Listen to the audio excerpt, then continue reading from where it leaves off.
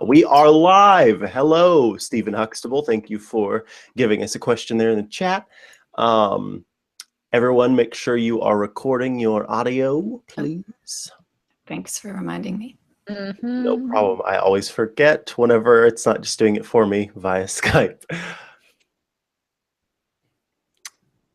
And recording on the right microphone, always important. Ooh, Yes. cannot record. What? No. Cannot record? I'm successfully recording. Now I am successfully recording. Okay, good. I blame QuickTime.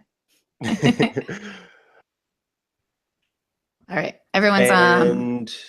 And Daniel, are you recording as well for your little bit at the start? Yes, sir. Excellent. Okay, here we go. It is November 17, 2017. I'm Micah Sargent and not Renee Ritchie. Gasp. And right now we're going to talk about HomePod delays, shooting with portrait mode on iPhone 10, Echo in Canada, favorite apps, and so much more if we can get to all of it, because this is the iMore Show. Joining me this week is special guest Daniel De Silva over there at Thrifter. And before we break into the show, I would love to talk to you about some upcoming deals, because we're coming up on Thanksgiving, which means we're coming up on Black Friday. And usually Black Friday is like Black Wednesday now, right? Yeah, 'tis the season for turkey and deals. Black Friday has been expanding over the past few years, where we got Thanksgiving is fully encompassed, and then it's pretty much entire week of Thanksgiving. So today is when Amazon officially kicked off their Black Friday week-long promotion. So that's a little bit start to the festivities. And then What kind of things have you seen on Amazon today? So we woke up at 3 a.m. today, the Thrifter team, to be on for the launch of Amazon, and they really didn't bring anything special. So we got to go back to bed, which was great. So they have the normal the normal gold box daily deals were up, which are fantastic, but it's nothing out of the ordinary or special. So we got to go back to bed. So we're probably looking more towards Tuesday until they start busting out some really special deals. So I see that you're going to be doing a live blog as well. So will people be able to go there to see, is it just the best deals on certain sites? Is it just the best deals in general? What's the dealio with the live blog? So we're doing a couple things, Thrifter team. We're all heading to Miami next week. So I'll be there on Sunday, and then everybody else is coming in on Tuesday. So we're going to be working out of one room so we can kind of be as efficient as possible, because normally we're all remote. And well, just to keep spirits up too. So it's a lot more fun working at 1, 2, 3, 4 a.m. in the morning, and you're with a bunch of great people rather than just sitting in your home office alone. I have an idea. Everybody should move to the West Coast, because it's 7 a.m. for us. Even better is that next year you should get it funded that you can go to Australia, because they live in the future there. So you'll be having the deals the day before practically, because that's how that works, right? Yeah, how that works. Except that they don't really participate, but that's besides us. So like I said, we're gonna have the live blog. So we did that for Prime Day too, where chat room, because all the deals come and go super quick, and it's the fastest way to let everybody know about what deals are going live when. So we have that, which everybody can participate in and ask questions and share deals that they found too. And then we're going to have a live webcam show for about 3 days straight. So in the war room, we're going to have a couple cameras on. We're going to be able to watch us on our like crazy throughout the day. On your keyboard whenever you just run out of steam.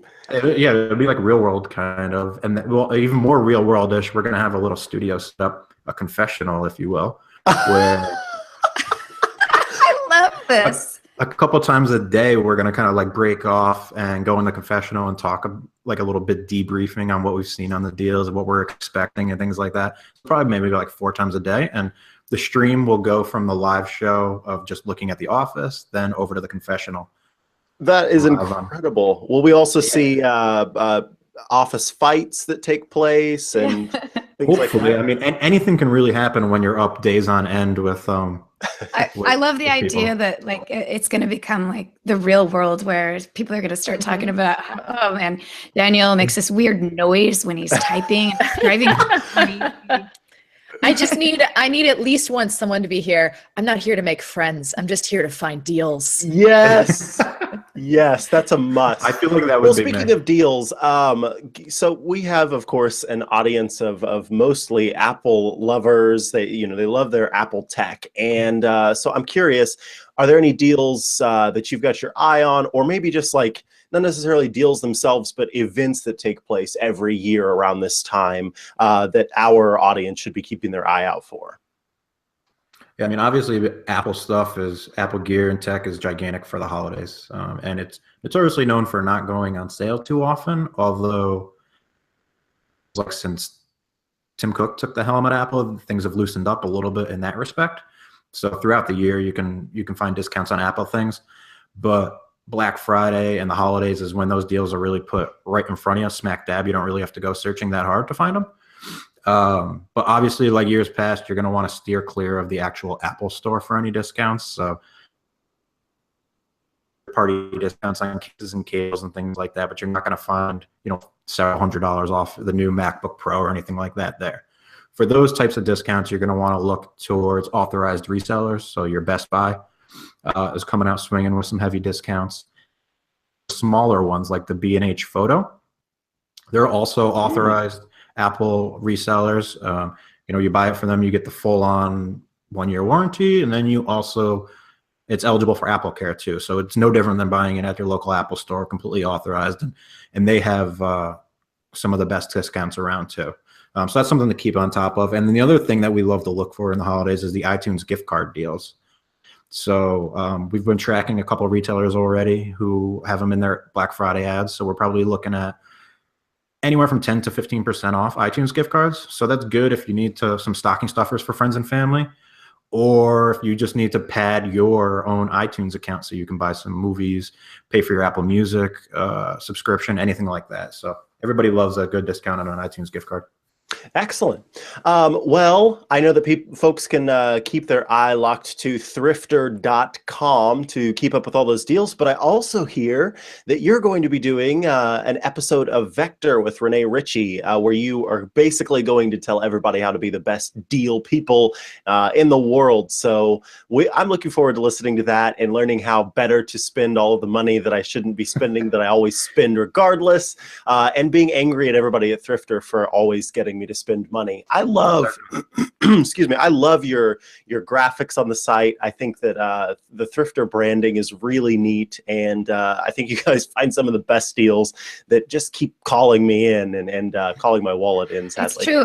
I get the newsletter, and sometimes I don't even want to open it because I know it's going to be something super awesome, and then I'm going to go spend money on it. And the deals are so good that like you're compelled to buy them, even if it's not something that you need right now. You think, oh, this deal is so good that if I don't buy this now, when I do need it, if I need it in 6 months, God, yeah. It's like wonderful and frustrating all at the same time. I'll do something great right now for you guys and for your wallets. So we have a great freebie that kicked off this morning, and the bonus is that it's Apple related too.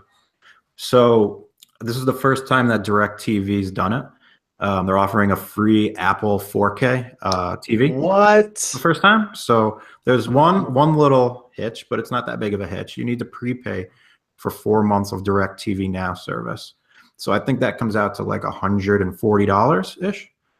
And you're getting the 32 gig Apple TV, which retails for $179. So you're getting the Apple TV and 4 months of service for $30 less than just an Apple TV would cost you. So that's kind of a no-brainer for any Apple fan. That's awesome. That's a big deal. And then if you just want the TV, if you just want the Apple TV, or you don't like the service, you just cancel it at the end of the 4 months, and then it only costs you $140. And you still are paying less than what you paid for the brand new Apple TV 4K, and you get 4 months of cable TV if you want it, exactly, or their version of cable TV. Exactly. And back before the 4K came out, I wanted to get another Apple TV, the 4th generation one, and I actually did. They had a deal where if you paid 3 months, then you could get an Apple TV for free. And so I did that, and we had DirecTV Now for a while with all the extra stuff that had. And then at the end of the 3 months, I got rid of it, and I had an another Apple There you TV. go. So Was the process relatively painless for you to get it? super easy. Basically, you just go on and you say, you know, I want this deal. Then the price came up. I clicked, you know, yes, and they charged my card, and it was fast shipping too. It wasn't like wait 2 weeks for it to come or anything like that. It came really quickly, and yeah, so it was painless. And so yeah, they just added one more month on for this one, but it's like it's the latest 4K TV. That's really cool. Yeah, and the $180, it has the higher face value anyways. But yeah, that kicked off this morning. So I know there's been a lot of people, a lot of interest in it. And DirecTV now isn't really saying how long it's going to run for, but they've been kind of vague and are saying, you know, quantities are limited. So if you think you may want to do it, you may want to jump on the Thrifter, grab the link, and go over there and take care of that today. You guys, I'll be back in about 10 minutes. I gotta go. All right. Well, be sure to check out thrifter.com, the Thrifter live blog that's coming out in the coming week. And also be sure to check out Vector, where we'll be hearing lots of great deals. Daniel De Silva, thank you so much for joining us on the iMore show this morning. Thank you, everybody. I appreciate it. Have a great day. Good luck. All right. Also joining me this week is the one and only rock star extraordinaire. It's Lory Gill. How you doing, Lory? Very good. Thank you. Thank you. Thank you. I am a rock star You in my own mind. Always. And roller derby queen, fighter for the universe. What else?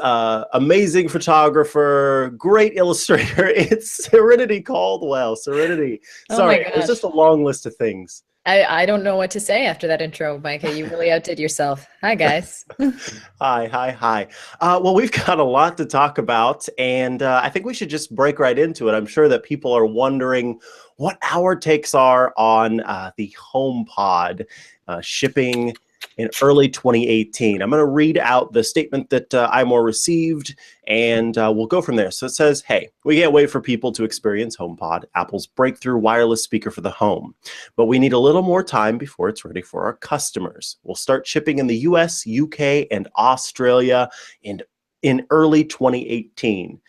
My first question for both of you is, what does early 2018 mean? Because it usually means later for Apple, it seems. Yeah, early 2018 can mean anything from January to April. Usually, I would say late March is kind of the end of the early 2018 barrier. But I'm honestly, I'm gonna guess a February, March.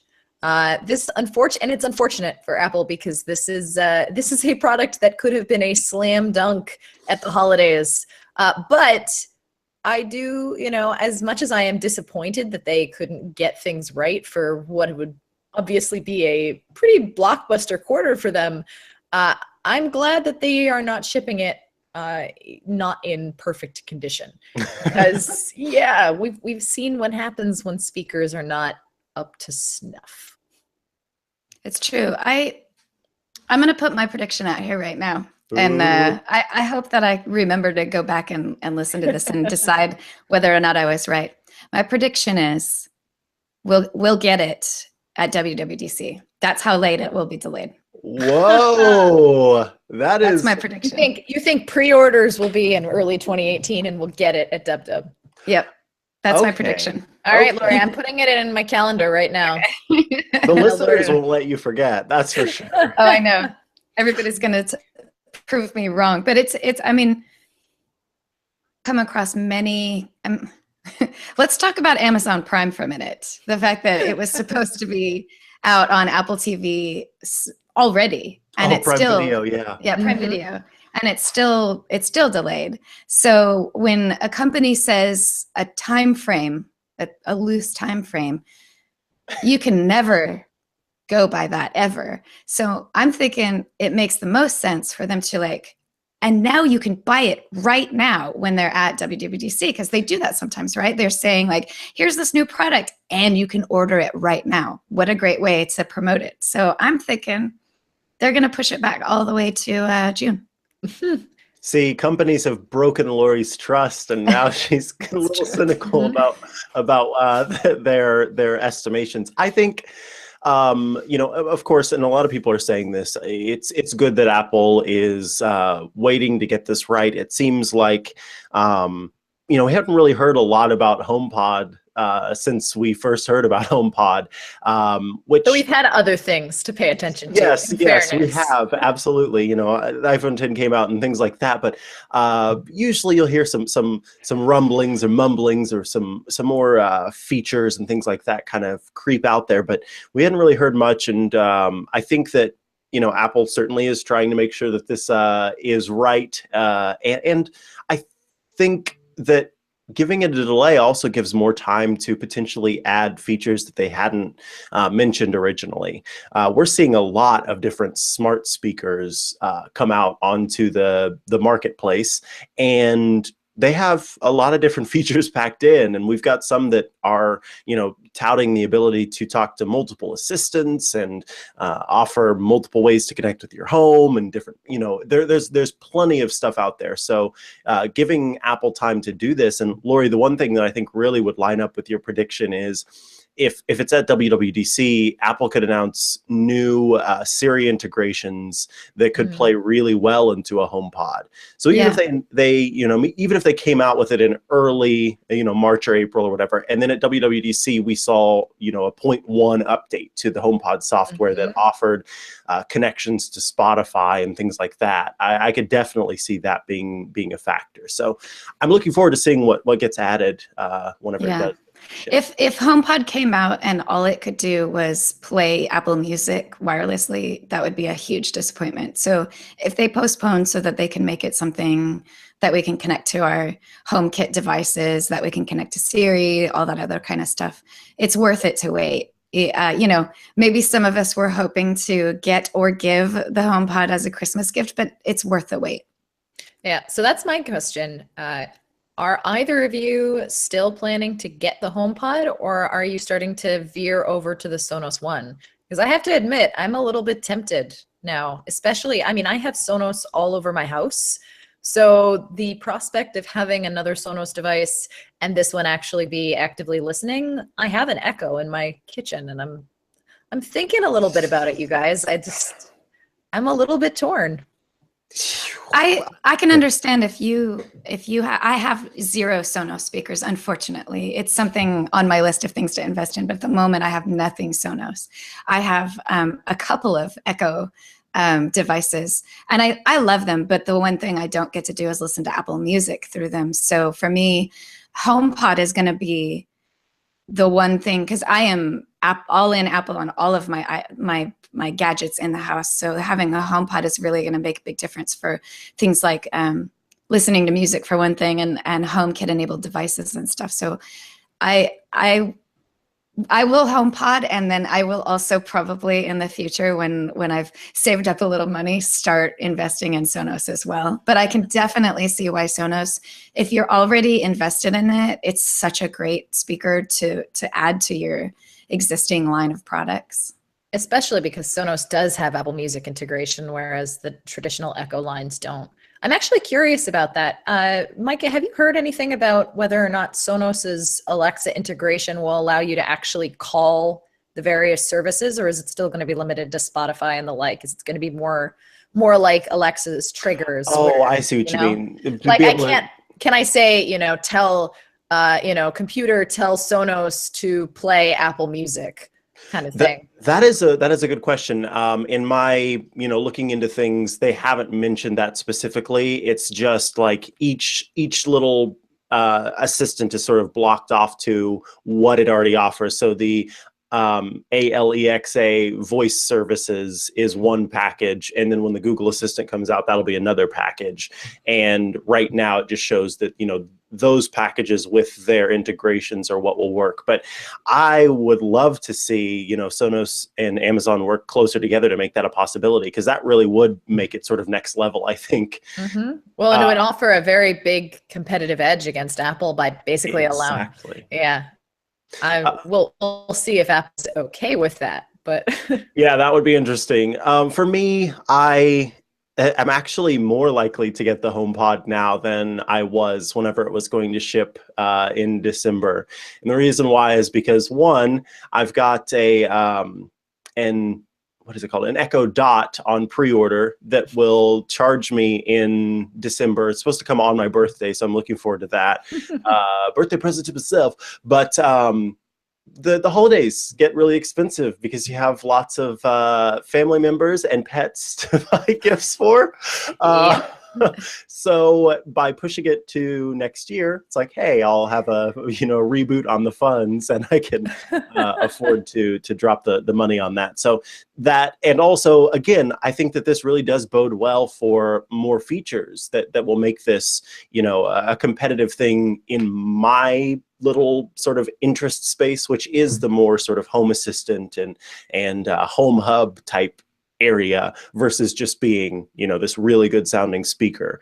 And it was just the other day, I was rearranging some stuff in the house, and my first gen Echo Tower type device fell off of the table that it sits on. And the past couple of days, I've noticed that it is not as quick to respond to my calls from across the room and things like that. So I think that there might be you break your Echo. I think I broke the poor thing. So it's been frustrating lately, where I'm like, blah, blah, turn on the lights of the dining room. And I'm like sitting in the dark for longer than I want to be because it can't hear me, or it seems to not be working. So that frustration has made me really want to have the HomePod, because then I would just hold up my phone and ask Siri to do it. So it's like, oh, well, Siri's working for me right now and Alexa is not. So I want HomePod. With all of this spelling, I think we're just gonna have to get our podcast editor to bleep out all of the of the support names. What if we make a deal? Because we're going to be talking a little bit more about Echo products today. Let's call it Echo Assistant. Let's try to just use that so that we all know what we're talking about. There you go, the Echo Assistant. Yeah. That's good. And a Google. Oh, you're muted. Yeah. Rats. I was gonna say, but some people use ECHO as their trigger word. Oh, that's so that true. will also. Yeah, Amazon's speaker. We'll just bleep everything, guys. Amazon's voice assistant. People will understand. People will understand. Know what we're talking about. It's true. We'll just, you know what? Why don't we just we'll bleep everything with her saying hello. We're gonna need to get some Foley work in place. Yep. I love it. Well, any last thoughts on the HomePod? I guess I will ask this, because there are going to be people out there. Does this mean that Apple is doomed? No, it does mean that they are continuing a path where, again, it makes me a little concerned, because they're very much focusing on the things that we love about Apple, which is them trying to get it right rather than get it out first. But at the same time, Apple of years past could do this, the get it right, by not pre-announcing things, where they would just work on the product and then they would let it fly. Whereas I really feel like we've seen this multiple times now with Apple getting ahead of themselves and announcing a product and then being unable to actually ship it at the deadline that they've given it. And that is what worries me. It's like, Apple, you have the playbook. You have the playbook of extreme secrecy until the thing's ready. If you're working on a product that you legitimately don't think is going to be ready by your call date, stop giving it a date, because that actually does give the press and people reason for worries. It's like, oh, Apple's missing targeted ship dates. Are they the next Tesla? Like everything, people need to calm down about this stuff. But at the same time, Apple needs to get its messaging in check, because this is a trend we've now seen for a couple years. It's not okay. Yeah. My question, will the Mac Pro be out at Christmas? The iMac Pro be out at Christmas? Oh boy, I don't know. I Mac don't even Pro. want to throw in my guess on that one. Because that's another product we haven't heard peep one about, just like HomePod. And then, oh, HomePod's delayed. Oh, well, that makes sense. Haven't been hearing any rumor stuff about it. Same thing. So I'm going to lean towards no. We are going to see the iMac Pro pre-orders go up in December, but people may not get them until January or February. But I definitely think they'll go out for pre-order. Apple's had a history. They have released late breaking Mac refreshes in December before, so it's not out of the ordinary. A Mac is, laptops can be a good Christmas present. $7,000 to $10,000 workstations, it's less likely you're going to find it under a tree. But what's really important about having it up there at the end of the year is a lot of people, businesses especially, have their end of year sales budgets, and they want to basically, oh, we still have, $7,000 left in spend. What can we get? So if Apple can make that target, which is really, I would say, the first week of December, then that should be golden. Again, even if the things don't ship, people's need to ship in January, I think that's probably what they'll do. Two things. One, I'm obviously getting an iMac Pro for both of my dogs, and so those will be under the tree for me. But two, I couldn't help but laugh because I remembered that there is an episode of The Office where they have to explain to Michael what a surplus in the budget is. And so I just imagined like someone, Oscar, walking into somebody and saying, okay, we've got $7,000 that we need to spend on some iMac Pros. And the boss is like, I don't get it. I just want to buy a coat at Burlington Coat Factory. Okay, well, that's great. HomePod delays, check mark. Let's talk about a really cool article, Serenity, that you put together. It's entitled True Depth versus Back Camera. Which iPhone 10 portrait mode is better? So we kind of talk about the True Depth camera sensor and taking selfies on that front-facing camera and taking great photos on the back camera. So, well, try not to spoil too much, but what's some of what you learned in putting together this piece? Well, it's actually based on a hypothesis that I had coming out of the iPhone 10 event back in September, where having a very brief amount of time to play with the front-facing camera and the true depth sensor versus the rear-facing camera, I noticed almost immediately that the depth map, the way that edging was done on portraits, seemed to be dramatically better than the edging that we've seen on the rear-facing, which it kind of looks like you're cut out. And though they've gotten better at kind of naturally blurring hair and things like that, you still get a very sharp cut around a person's head. So I was really curious. I was thinking, of course, not necessarily about the iPhone 10, but about iPhones to come and what the true depth sensor in the front camera could potentially mean for back cameras next year or the year after. So I did a little bit of a test, and I decided to take the same exact photo, more or less, given the representative focal lengths, with the rear camera in portrait mode and the front camera in portrait mode. Which involved some hilarity when I tried to take pictures of the cat, because the cat was very curious as to why I was pointing the phone at them, and instead of staying still, would come up close and kind of nudge their nose against the screen. So that was difficult. But overall, what I discovered was, yes, my hypothesis about the depth map was 100% correct.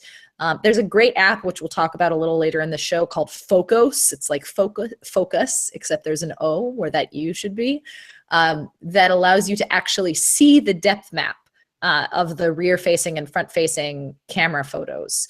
So I sort of took the same shot and then I pitted them against each other. And there's the true depth camera. It's crazy the layers of depth that it captures. Like it was able to separate like the depth of my nose and the arc of my brow. Whereas on the rear camera, you'd kind of just get a flat slab where your face is. It doesn't really get those nuances. And that's important, not just for making a better depth map and making a better kind of bokeh blur, but in the areas where Apple's experimenting with portrait lighting, this is going to be a huge, huge win, because it means that if my nose and my cheeks are separate lighting instances and separate areas that Apple can target, it means that they can, in future instances of the software, you can tweak it so that it'll look even more natural. Or if you want to go crazy with it, it means that, on the Snapchat side or the Animoji side, all of those things are individually movable or individually, targetable and taggable. So I could do all kinds of crazy masks or things like that. Now, where the true depth camera kind of falls off, at least right now, is on non-portrait subjects. It works really well with faces, and it works pretty well with cats when you can get them to stay still. But once you try and take pictures of inanimate objects, it gets confused because the software right now is looking for a face, which is understandable because it's a front-facing camera. They're not expecting you to take like fancy product shots with it. So I had a much harder time trying to get it to, yeah, it's not gonna, that's the funny thing, is that the focal length on the front facing camera, for audio only listeners, Micah was just holding up a bottle of, I think, cologne to his iPhone 10. The front facing camera actually has a much shallower focal depth than the rear facing camera. So I can hold it up really close to my face and still get portrait mode.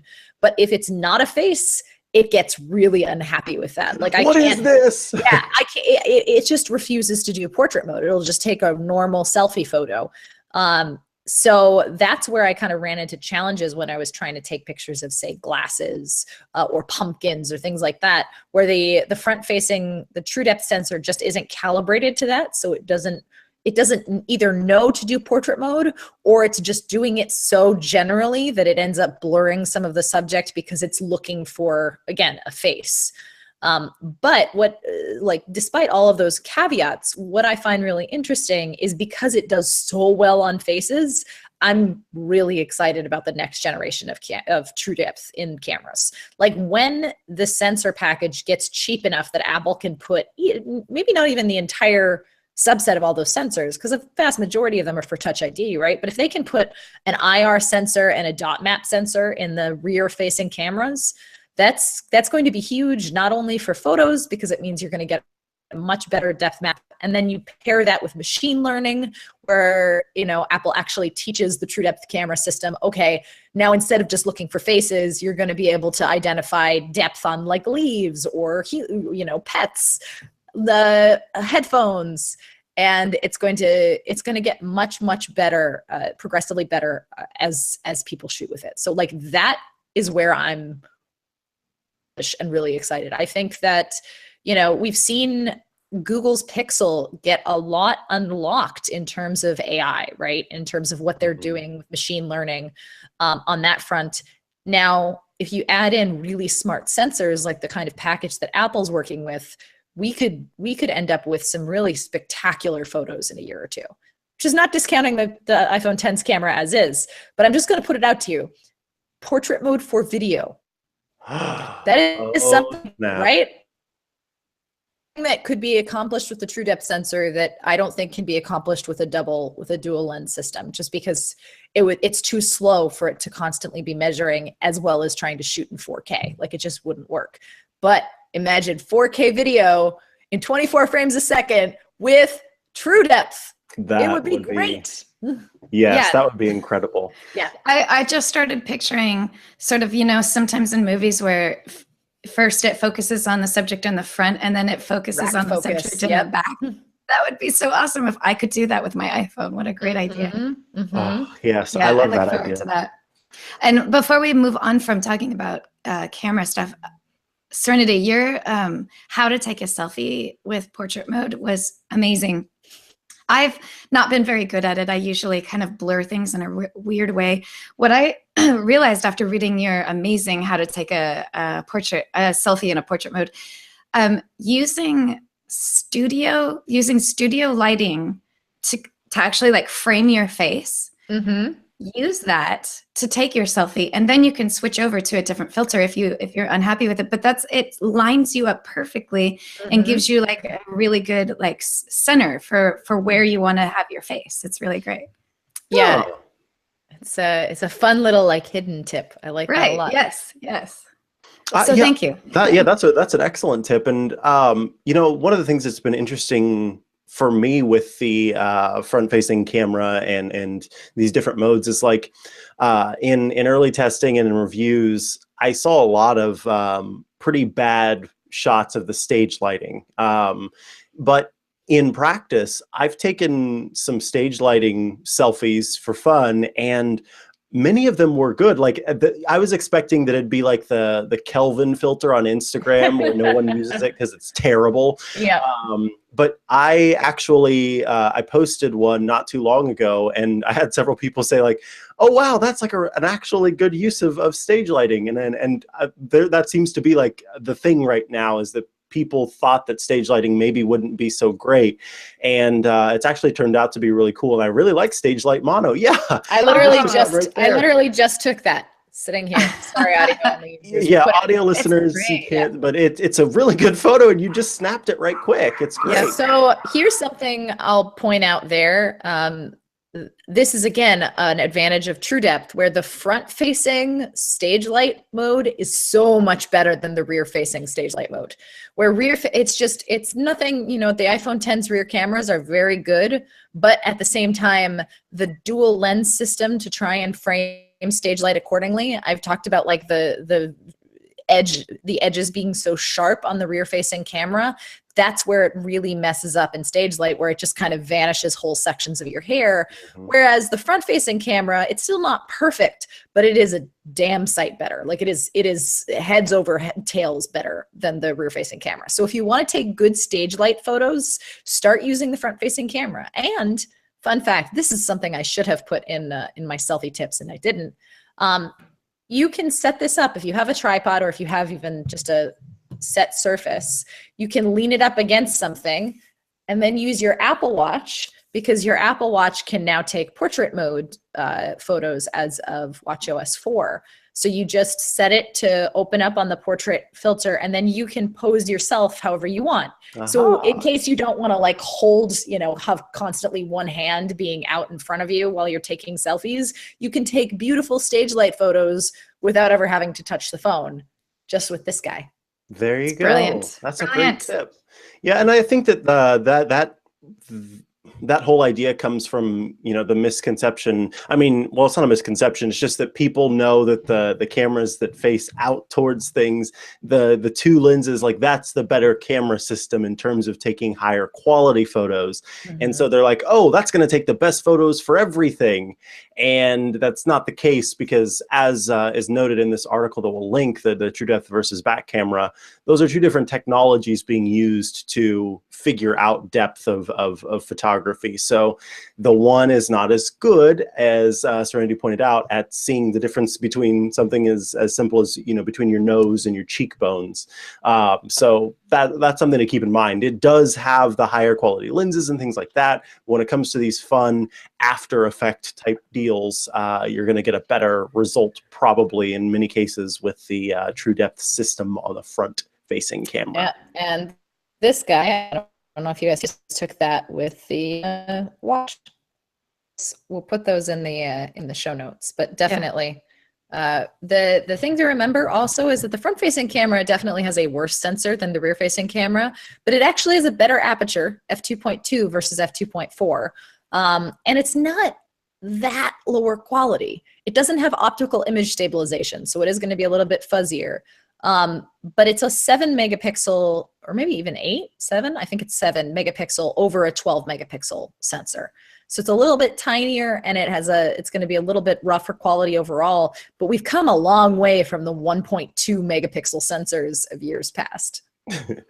All right, well, that's excellent. Definitely go check out that article. But now we've got a topic that Lory is bringing to the table. Tell me more about this. Is sort of blowing my mind a little bit. Skyrim is on the Nintendo Switch? What? Yes. So I actually was watching the intro just before we started, because I just barely was able to get it when my local store opened before we came to podcast. And all I can think about right now is, as soon as I hit that wake button, I'm ready to go. But right from the start, the graphics for this game are perfect for this device. Switch doesn't have super high quality graphics, and Skyrim is a few years old, so it's using graphics from a few years ago. I don't actually know the official launch date. I'm sorry about that.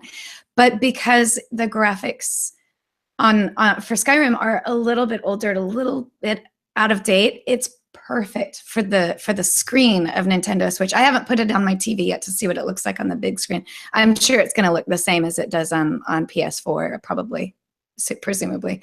But on that screen, it's perfect. It's exactly the way it should be. It looks astounding, and it's almost on par with Legend of Zelda: Breath of the Wild. Not quite as amazing, but pretty close. It's pretty good. And Skyrim, I mean, Skyrim's been around for a while, and people have been playing it for a long time and are really just deep into it, and still, after all this time, are still playing the game because you can kind of build out your life in this game. So it's really great to see it on a mobile device. So while I'm playing on my big screen TV and, you know, getting tasks and building my house, I can also pull it right off of the dock, and without missing a beat, I can continue playing it in my hands. I can, you know, take the bus to, you know, wherever I'm going to go on the bus, or when I go visit family, if I don't feel like listening to them talk, I can pull out my Switch and start playing Skyrim. It's really exciting that it's out on this device. And if you are a fan of Legend of Zelda in any of its form, you can also get Link's tunic and the Master Sword and the Highland Shield. I know. If I can really quick, I was just going to update. It came out on PlayStation 3 and Xbox 360 in November of 2011, and then PlayStation 4 and Xbox One in October of 2016. So yeah, those iterations of the game, certainly 2011 is quite a while ago. Right. So the point being is that you can't get super high quality graphics on Nintendo Switch. That's not their market. They're not trying to compete with Xbox One X. They're just not. So instead, they're trying to like create family friendly games or just really fun, not heavy graphics games. And here's an example of how they can kind of meet both worlds, because Skyrim in 2011 was advanced with graphics, but you know, in 2017, it's just, you know, not as good as you could get on some of the other things. So fans of these sort of epic, deep adventure games that they can spend hours and hours and hours playing, even though the graphics aren't up to par with 2017, they can now play it on a tiny little mobile device, which, you know, that seems pre-Nintendo Switch seems like that was an impossible task to meet the kind of standards that full console gaming was doing. So I love the way this is going, and I know we're going to see more of that over the next few years as game developers come out with more and more games for Switch, and it's evident that it's possible to do on a mobile device. It's pretty amazing. And so to go back to what I was saying, getting this over with, if you have a Link or Legend of Zelda amiibo, you can link it to Skyrim and get special loot. And like I was saying, you can get the tunic, the Master Sword, and the Highland Shield. I'm sure I'm pronouncing that wrong. It might be Hylian. I don't ever hear the word, so I'm sure I'm pronouncing it wrong.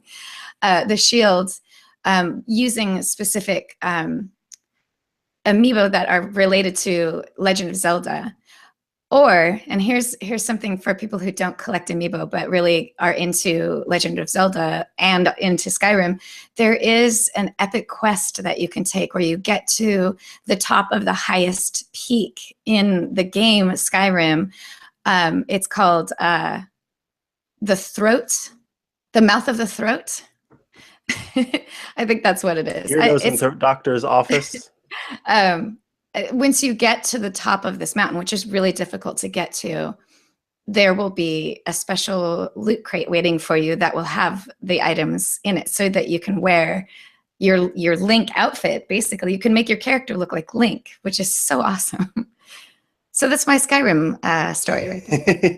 And well, as soon as I'm done here, I will continue playing. Yeah, that's one of the things that I really like about iMore's coverage, is that we've got coverage, a lot of coverage on Nintendo Switch, and that you are always keeping up to date with everything. It's so, you know, it's not rare that I'll, you know, hear from you or something like that, or see you pop by and you're like, oh no, I'm off to go get the latest thing for the Switch, or I'm off to go do this for the Switch, or it's pretty incredible that we've kept up to date with that. And I just want to throw out there, you put together a really fun, I think it was was it a custom case that you could make for your Switch? Yes. That was just so cool. We can link it in the show notes. I made the most adorable Switch dock cover. People were sort of having problems.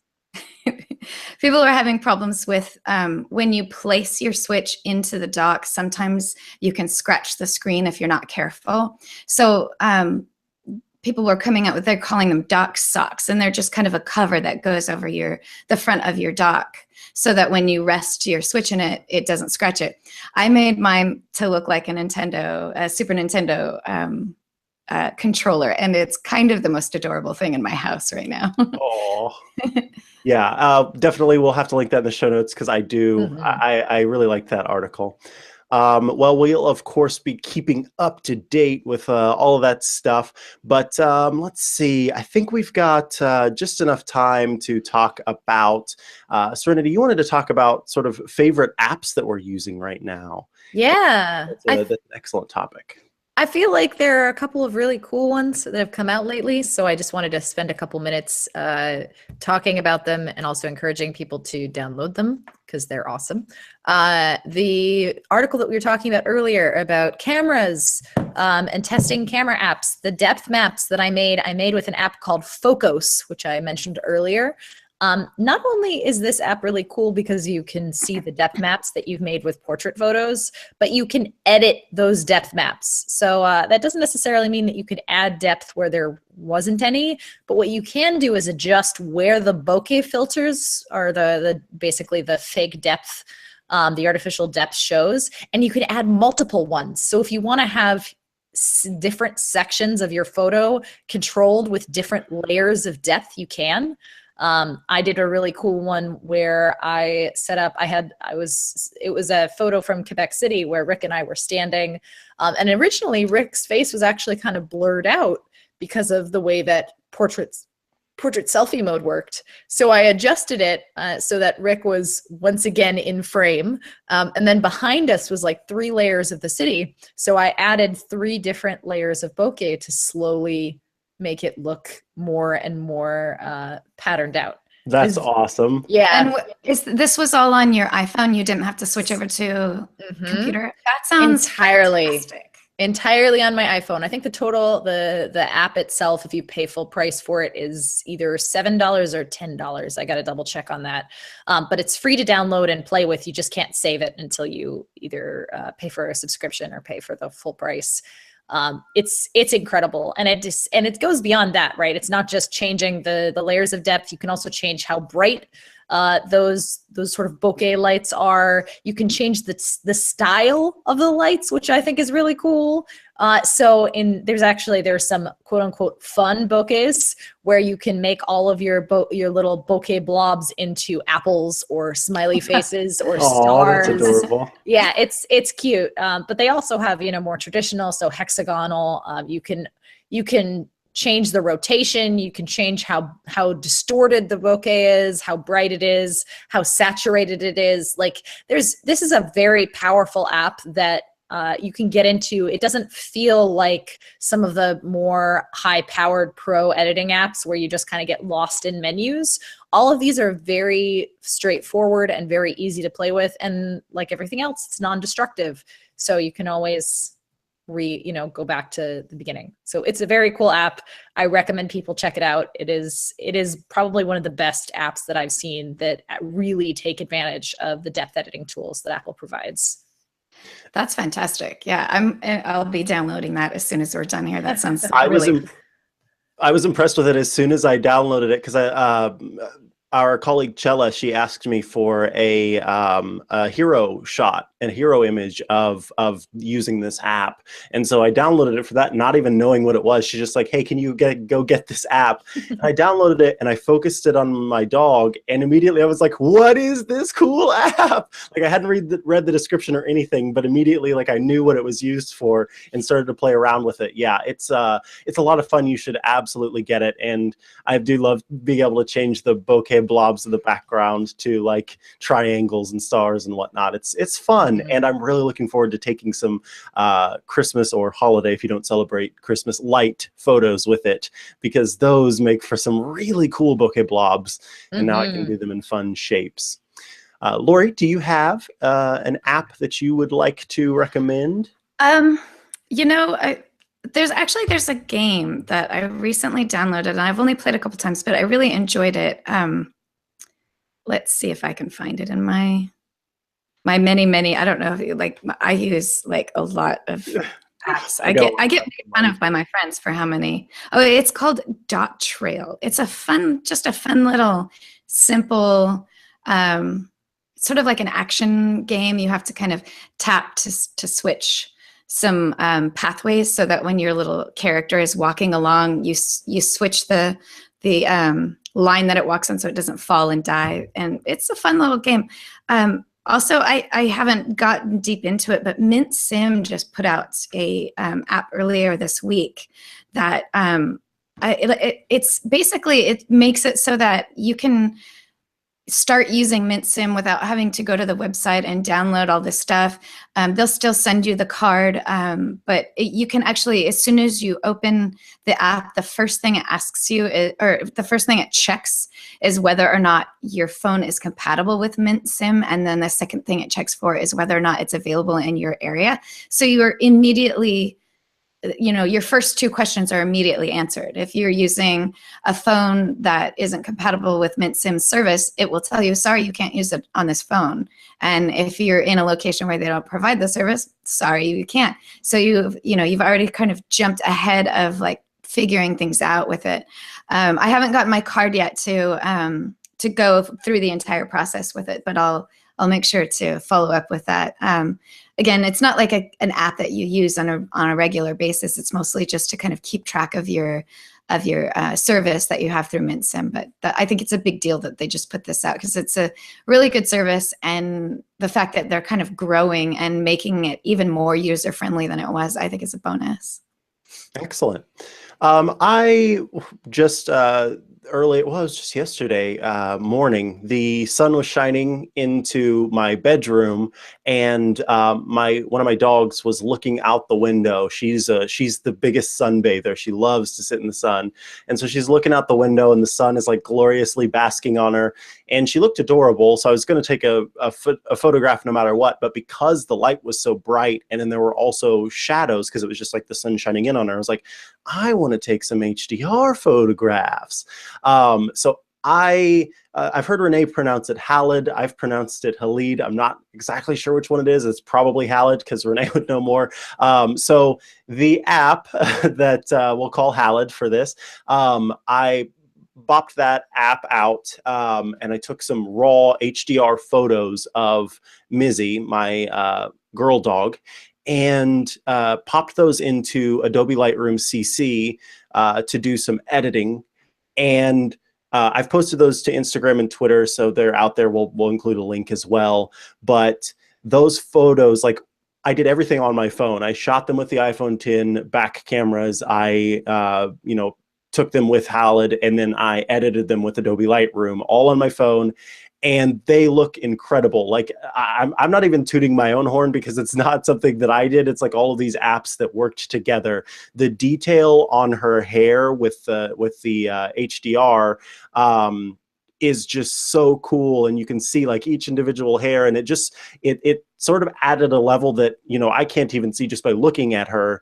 That really, I don't know, it's just very cool. It's super textured, and they made for some really, I think, incredible shots. So there's really cool stuff that you can do just with a raw photograph. And I was inspired because someone had been tweeting about taking raw photographs on iPhone X and then editing them and showing this sort of before and after of like, here's what it looks like when it's flat and plain, the raw, and then here's what you can do with it. And I was like, I want to try that. So I did, and it turned out really cool. So two apps that are great for that, again, are Halid, and we actually do have a review on iMore of that app, and then also Adobe Lightroom CC.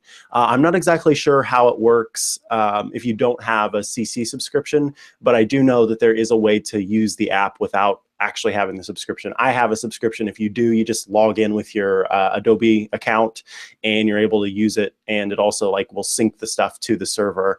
And the cool thing is Adobe has been really pushing into not AR, that's not the word. What is the word for, AI, that's the thing.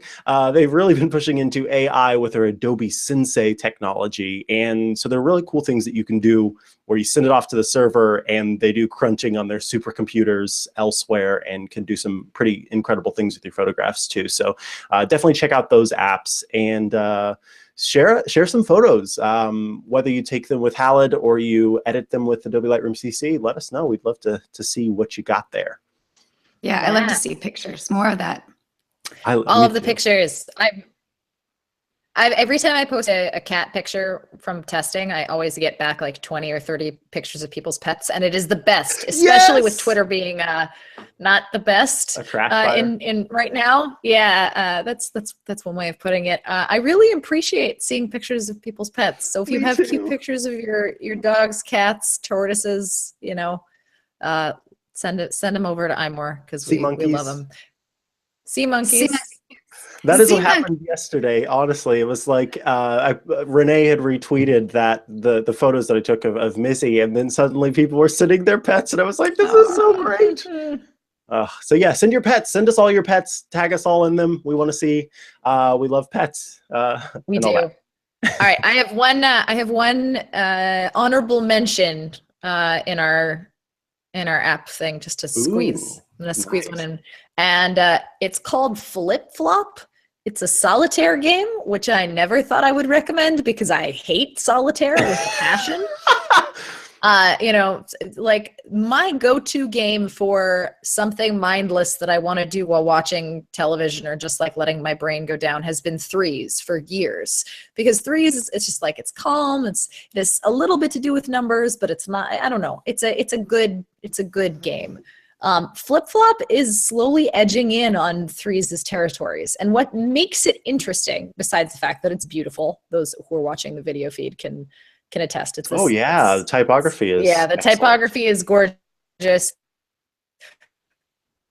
Flip Flop is that you can build in both directions. So instead of having to just do 7 6 5 4 3, you can do 7 6 7 6 5 6 7 5 4 3. Wow. Yeah.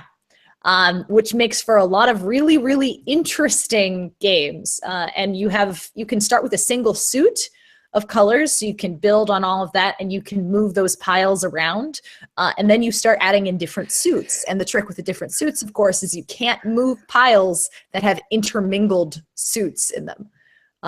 You can only move piles from one stack to the other that are all of the same suit.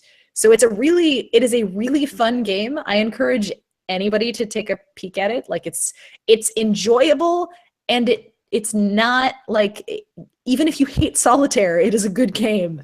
I say this as somebody who's not a solitaire fan. I really enjoy this game. I was gonna say it sounds like cheating at solitaire, but then the more you describe it, it actually almost sounds more difficult than solitaire, but not in a frustrating way. Yeah, it's. I was just gonna say it's from the person who made Really Bad Chess. Yes. Developer of Really Bad Chess. Which is also a great game.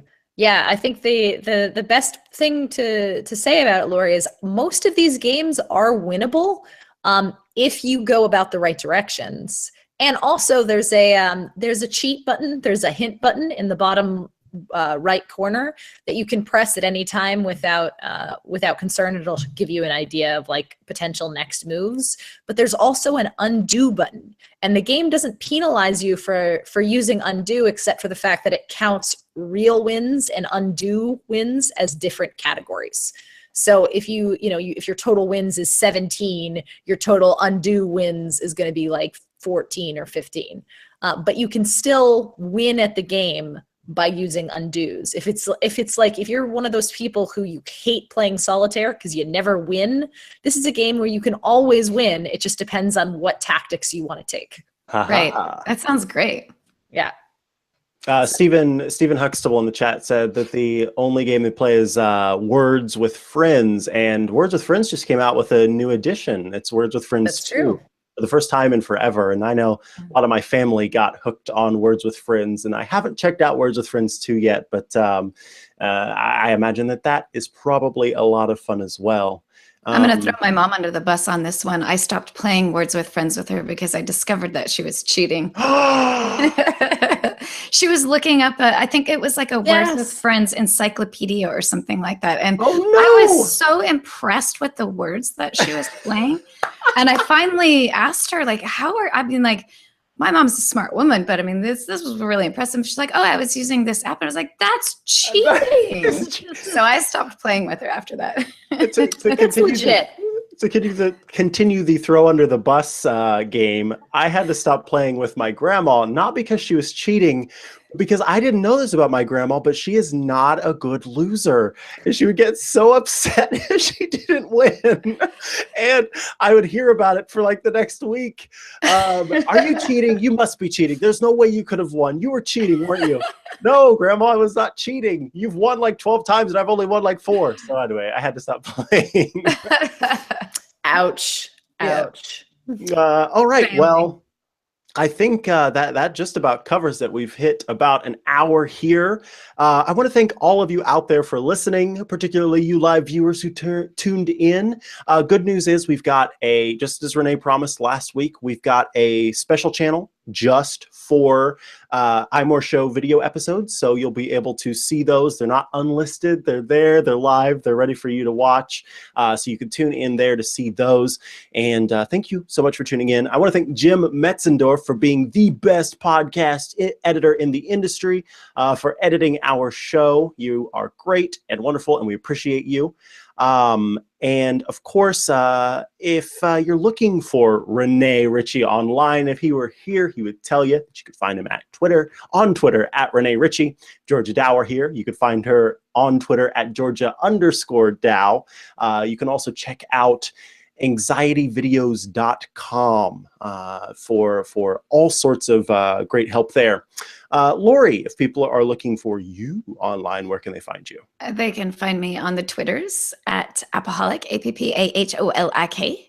And they can find me at Lory Gill at most other social things. And just as a quick reminder, Renee does have a new solo podcast. Sometimes he will have guests, all talking about Apple and tech analysis. It's called Vector. The episodes are almost all 15 to 30 minutes long. So if you just need a short bite of information for the day, it's daily. So you can just tune in whenever you feel like it. So check out Vector. Renee would probably be very happy to be able to have that mentioned on the show. So make sure to tune in for that. Just look under the Mobile Nations podcast section. It'll link to it if you don't find it in search. Yeah, and you definitely need to check that out because that's where we're going to have the awesome Black Friday deals with Daniel De Silva, who we talked to at the beginning of the episode. Serenity, if people are looking for your awesome iPhone photography shots and other things, where can they find you online? They can find me at Twitter at I Saturn. did that too. At Saturn, SETTERN on Twitter. And on iMore.com and on the virtual radio waves every week with Query, which I do with Stephen Hackett over at relay.fm. Excellent. Of course, you can find all our writing at iMore.com. Thank you all so much for tuning in. We adore you. And of course, we will be back next week with more, hopefully not more delays for products, but certainly more of the rest of it, and also answering some questions. All of you have a fantastic week. We thank you so much for being the best audience. And happy Thanksgiving to happy Thanksgiving. US residents. Yes, absolutely. Celebrate, eat lots, and have a good time with family, friends, or whoever you choose to spend your time with. Goodbye, farewell to you, my friends, and we'll catch you on the flippity flip. Bye. Thank you. Bye.